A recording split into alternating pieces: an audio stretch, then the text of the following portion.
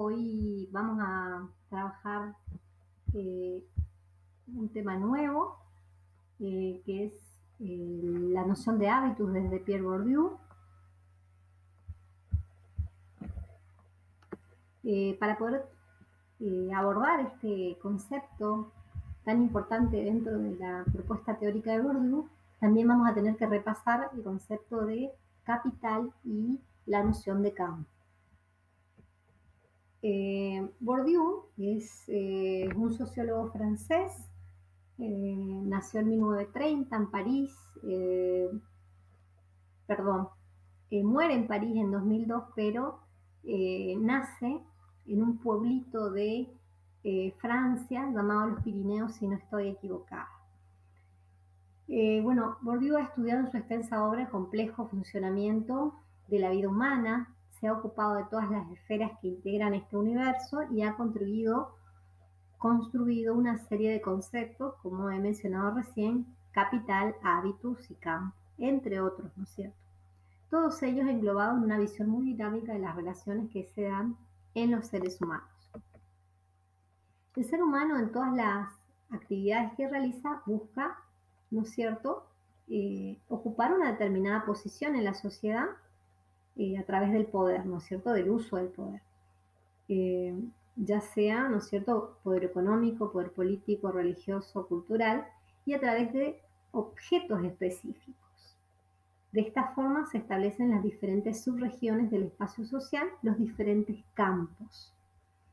Ahora vamos a ver cómo define Bourdieu la noción de campo. Y él entiende, ¿sí?, como una red de relaciones objetivas de dominación o subordinación, de complementariedad o de antagonismo entre posiciones. Es bien interesante esta propuesta que hace Bourdieu, porque lo que él dice es que en cada espacio social que tiene características similares, como por ejemplo él va a llamar el campo literario, el campo científico, el campo de la salud, ¿sí?, el campo o el subcampo de la enfermería, porque dentro de estos campos o de estos sistemas hay a la vez subcampos. Vamos a encontrar, ¿no es cierto?, que los agentes se relacionan, ¿no es cierto?, de un modo donde algunos, ¿no es cierto?, subordinan a otros y por ende, ¿no es cierto?, determinados agentes son los que ejercen la dominación sobre otros.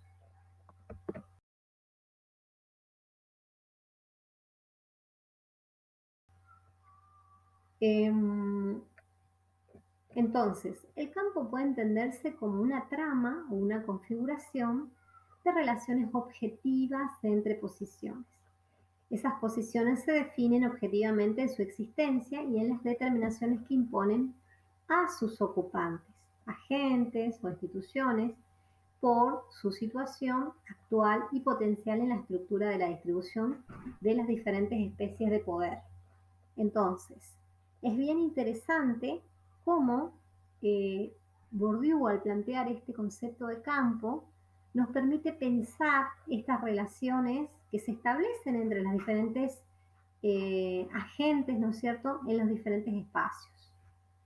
Así, por ejemplo, cuando uno piensa en el subcampo de la enfermería, vamos a tener determinados agentes que van a manejar determinados aspectos de la relación de los enfermeros, como por ejemplo vamos a tener supervisores que van a tener la posibilidad de manejar o planificar, por ejemplo, las guardias, ¿sí? Van a tener la posibilidad de decidir determinados aspectos de esa organización, y determinados agentes van a tener que asumir, ¿no es cierto?, el papel que les toca dentro de ese subcampo social. Ahora bien, los objetos en juego representan algún tipo de capital específico. El capital es lo que cada individuo posee, o sea, es lo que yo tengo o lo que yo quiero poseer, ¿no es cierto? Por ejemplo, en relación al capital social, es la posición social. El capital económico tiene que ver con el recurso material o económico que tengo, ¿sí? El capital cultural está relacionado al bagaje de conocimientos Vamos a ver próximamente que este capital a la vez se subdivide en tres tipos de capital más. Y el capital simbólico, que tiene que ver, ¿no es cierto?, con la valoración del mundo. Llegamos a la idea de hábitus. Bueno, el hábitus alude a las condiciones de vida, a las condiciones de existencia de cada clase, ¿sí?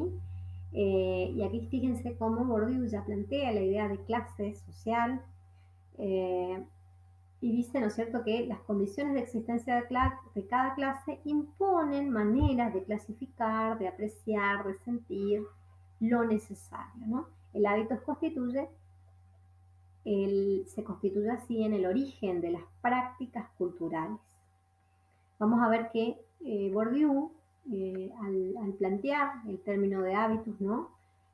Trata de subsanar esa rivalidad que ha tenido históricamente la sociología en esta dicotomía de lo subjetivo y lo objetivo, lo interno y lo externo, lo social y lo individual.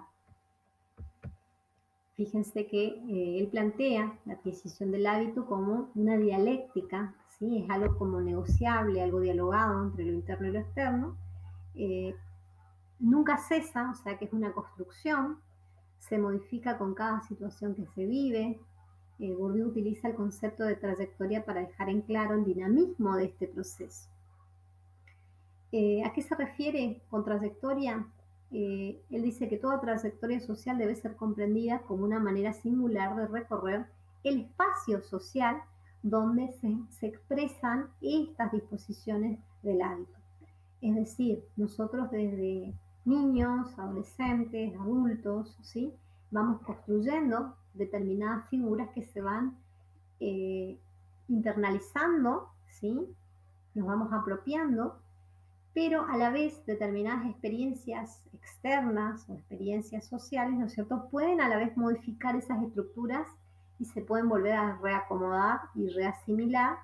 Y, por ejemplo, cuando uno piensa, no sé, en los prejuicios, en determinadas representaciones que uno tiene de un aspecto de la sociedad, se va como negociando y deconstruyendo, ¿sí?, y formando, ¿no es cierto?, esta forma que dice Bourdieu que uno tiene de sentir y de ver, ¿no es cierto?, la sociedad. Sin embargo, cada posición tomada en el campo vuelve a retomar la idea de campo, ¿no?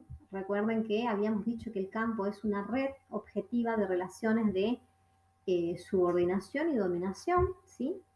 Es una exclusión de otras posiciones, por lo que a medida que recorre el espacio social se da un envejecimiento social, una imposibilidad de volver atrás y de variar. Es como que cuando uno lee otra vez esto es como un poco complejo el término de hábitus porque esa idea de que es casi imposible volver atrás y de variar, eh, vuelve a cuestionar esta idea de que el hábitus es modificable, ¿no es cierto? El hábitus entonces es un concepto que, como todos los de Bourdieu, ¿no es cierto?, integra lo objetivo y lo subjetivo. Es heredado, transferible, pero modificable. Es individual y social a la vez. Es el resultado de la práctica social que por años se ha llevado a cabo y por lo tanto posee un alto grado de sistematicidad y de estrategia. Una característica muy importante del hábitus es que no llega a ser consciente. No puede ser algo deliberadamente poseído ni utilizado, ¿sí? Es una construcción, entonces, inconsciente y es la internalización, como decíamos, de lo social. Es ante todo la interiorización y la incorporación de las estructuras mentales de los distintos tipos de capital. Perdón. De allí que en algunos momentos Bourdieu hable del hábitus como prereflexivo. Así que en toda práctica social, en todo juego al interior de cada campo, se trabaja el hábitus respondiendo ante situaciones dadas. Cada gente ingresa a un campo con disposiciones que determinan la posición que va a ocupar o tomar en relación con las demás ya establecidas. Esto vamos a retomar la clase que viene y lo vamos a aplicar precisamente al campo o al subcampo de la enfermería y vamos a ver un poco esta cuestión de las disposiciones o las posiciones que ocupamos nosotros, los enfermeros como agentes en este campo, y cómo esto ha influido, ¿no es cierto?, el capital enfermero, cuando hablamos de capital cultural, el capital científico, el capital simbólico que ha construido el colectivo de enfermería, en la posición que ocupa enfermería en el campo de la salud. Para ir cerrando la idea de hoy, como para no que no parezca tan denso estos conceptos que son un tanto complejos, vamos a retomar esto en la clase que viene. Quiero cerrar con esto. El hábitus es un conjunto de disposiciones interiorizadas que informa las percepciones, los sentimientos y las acciones de las personas. Se construye a partir de la interacción del individuo, la cultura y el grupo y las instituciones sociales. O sea, aquí aparece ese yo individual, pero ese yo social a la vez.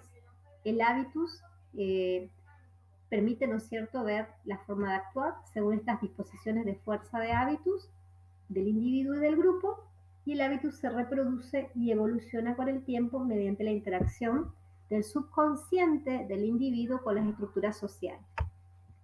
Vemos aquí, cuando él nombra al subconsciente, la complejidad que involucra este concepto, y como les decía, este concepto vamos a retomar la clase que viene, dejamos hasta aquí. Sería interesante que repasen la lectura de Alicia Gutiérrez, donde ella hace esta lectura desde Bourdieu. Muy, muy buenas tardes para todos.